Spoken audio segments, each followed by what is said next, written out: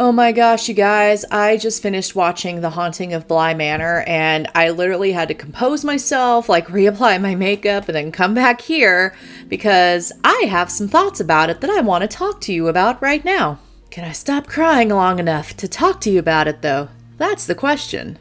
Hello my friends and welcome back to my channel, or welcome to my channel if you're new here. If this is your first time watching, my name is Alex and I'm a paranormal investigator and a paranormal researcher.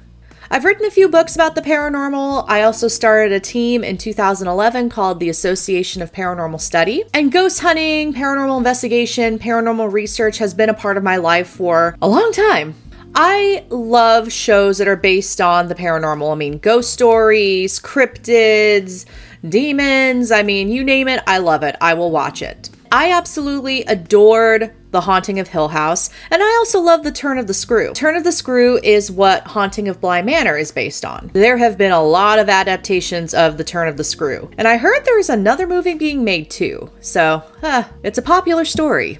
Anyway, so as I was watching The Haunting of Bly Manor, I had some thoughts. And I thought I would share my thoughts and reactions with you as a ghost hunter. Call this Ghost Hunter Reacts. Except I don't know if I'm going to show clips from the show because, copyright violations and everything. On that note, there are spoilers to this. You watch at your own risk. Do not come at me saying that I spoiled the show for you. Watch the show first and then come back here. Or if you don't care about spoilers, sit back, relax, come join, have a cup of tea. But before we get started, be sure to hit that red subscribe button, give this video a like, click on that notification bell so you'll be the first to know when I upload a new video. And of course, you can always follow me on social media. I am on TikTok, Instagram, Facebook, Twitter. I'm everywhere. You can find me. And if you enjoy this video, then be sure to check out my other videos and also check out my blog at thespookystuff.com. All right, let's get started. So I'm going to move forward in this video, assuming that you've already watched the show. Okay, so the first thing I want to talk to you about is Eddie. We first see Eddie in The Haunting of Bly Manor as this apparition that appears in the mirror every time Danny, the nanny, looks in the mirror. So we see Eddie, his glasses are bright. Honestly, it kind of reminded me of villains from anime who wear glasses and their glasses are all illuminated.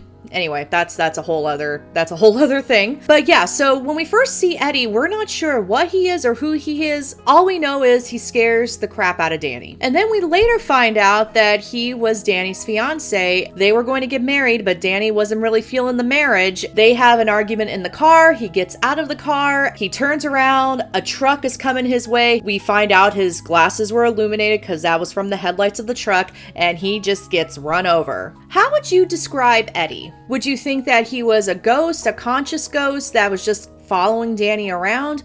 Or would you say that he's residual energy, like this memory that got burned into Danny's mind? We actually have a word for this in the ghost hunting world, and one of those is crisis apparition. Now, maybe this isn't a crisis apparition to a T, but basically crisis apparition phenomena happens when, let's say, somebody is about ready to go to bed, or they're at a restaurant, or doing something completely normal, and then they see their loved one. Their loved one may be completely across the country or maybe just down the road, or they're in the next room, but they shouldn't be up. Basically, their loved one appears, they either hear their voice or there's some sort of message, and then they're gone. Usually, this is meant to be some sort of sign that, hey, something's happened. Crisis apparitions are very common around car accidents at the time of death for a person who is appearing as the apparition. Now, could it be that Eddie just kind of stayed as a crisis apparition because the way that he appears is right at the moment he's about to die? Next thing I want to talk about is residual haunting versus a conscious haunting.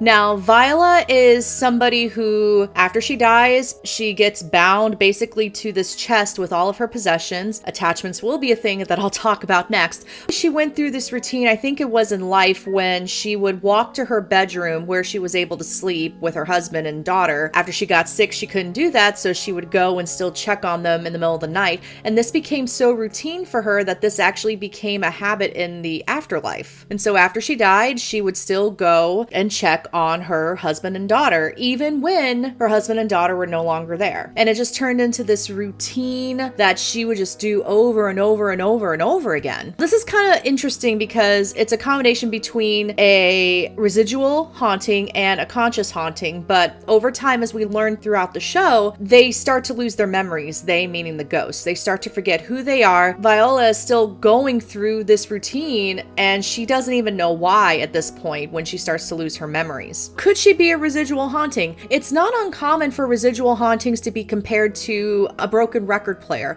where they do the same thing over and over and over again. Now, there's a debate on whether or not these residual hauntings were once aware. Other people see residual hauntings as more of an energy imprint, so it's not necessarily that person, but it's their energy replaying that action. That leads me to the next one, which is ghosts and their memory.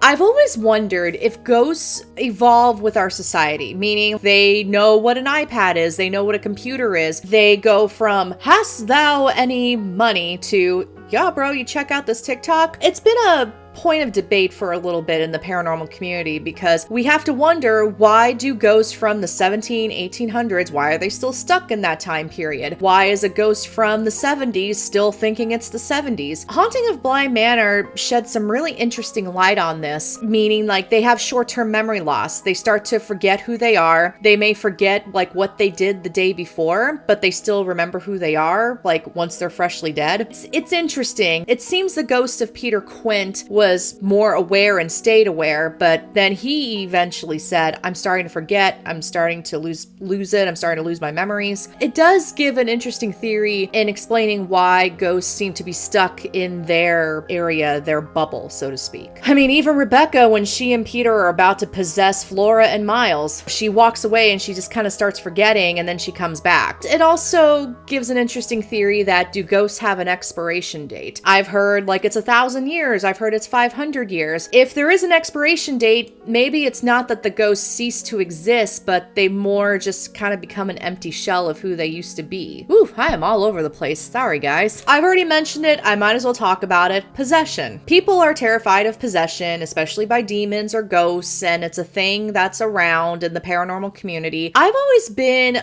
very hesitant to say, yes, kids can be possessed, or anyone can be possessed, or animals can be possessed, because I believe that there is a matter of consent. If you've done research in demonology, then you may have heard of the term perfect possession. That's when the host basically says, yeah, you know, this is who I am, come in and stay. And it really reminded me of that when I heard the lines, "It's me, it's you, it's us." Possession is a thing that happens in the Haunting of Bly Manor, and it doesn't happen without that person's consent. There's some sort of permission. I feel validated. And I find it interesting with Danny's possession. She's possessed by Viola at the end. Just turns into like this waiting game, like when is she going to appear again? And it's like she's been laying dormant in Danny for, I believe at this point, by the end of the show, it's like 15 years, 20 years? Again, Danny gave her consent. I'm like kind of sitting here like, did anyone ever think about an exorcism here? But anyway, I mentioned this in the first point, attachments.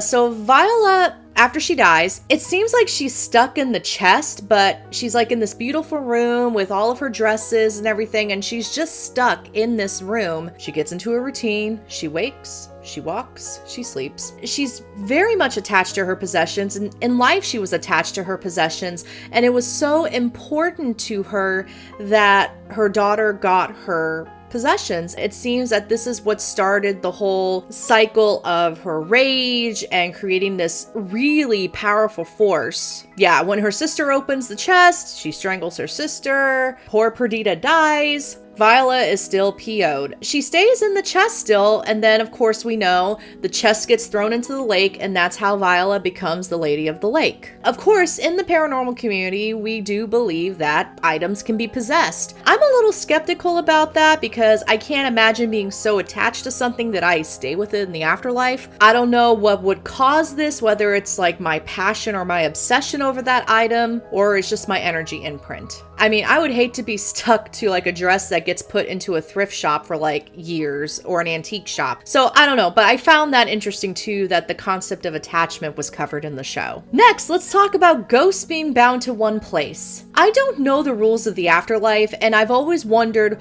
why is it that a ghost can be stuck in one place? And I thought The Haunting of Bly Manor covered this in a really interesting way. It was Viola's energy that, I believe it was described like a gravity that just pulled all these spirits to her, and thus trapped them on the Bly Manor property. And then, of course, when Viola possesses Danny, her gravity is basically gone, and all these spirits are released and they can go do their own thing. So I thought the show gave a really interesting explanation for that. Next, I want to talk about ghosts knowing that they're dead. Oftentimes, when we're ghost hunting, paranormal investigating, we may interact with a spirit that is not aware that they're dead. And it seemed like Hannah was kind of going back and forth. Peter eventually makes her look into the well to see her body to like bring her back to Earth, so to speak. I kind of wonder if someone who dies a very quick and traumatic death, do they not realize that they're gone? What happens when they see their body and they have that realization? And seeing their body in The Haunting of Bly Manor always seems to be a plot point here. We had poor Rebecca sobbing watching her body float in the lake, and then of course Hannah reacting to her body in the well. I mean, God, it was heartbreaking. So I have to wonder, is this something that ghosts are aware of? Or do they know they're dead and then they forget, the short-term memory loss again, and then they remember again? Like, do they get some sort of grim reminder that they're gone? And the last thing I want to talk about is living in their memories. This was another thing. In the show, they talked about being tucked away, like Flora talked about being tucked away in a memory with her mother. Same thing with Miles. Even Hannah was tucked away in a memory when she was interviewing Owen, who would eventually become the cook of Bly Manor. It seemed like Hannah was aware that she was in a memory, then it would just kind of loop around. Oftentimes, you know, when we're ghost hunting, we'll ask the ghosts, like, what's around you? Who's with you? And it seems like they're in their own world. Now, some paranormal researchers have theorized that maybe a ghost is actually a living person in a different dimension or an alternate universe, or it's some sort of time overlap, which is interesting in of itself. Or could they be tucked away in a memory, so to speak, which that's lovely and sad to think about. I'm obnoxious. I can't just watch a show and just enjoy it. I have to bring out my paranormal researcher brain and start going, ooh, that's a thing that we talk about. I hope you've enjoyed this really messy thought process as I analyze and reflect on The Haunting of Bly Manor. Be sure to let me know your thoughts in the comments. Don't forget to give this video a like, and if you enjoyed this video, please be sure to subscribe to my channel. I always got content coming out. Thank you all for watching, and I'll see you in the next round.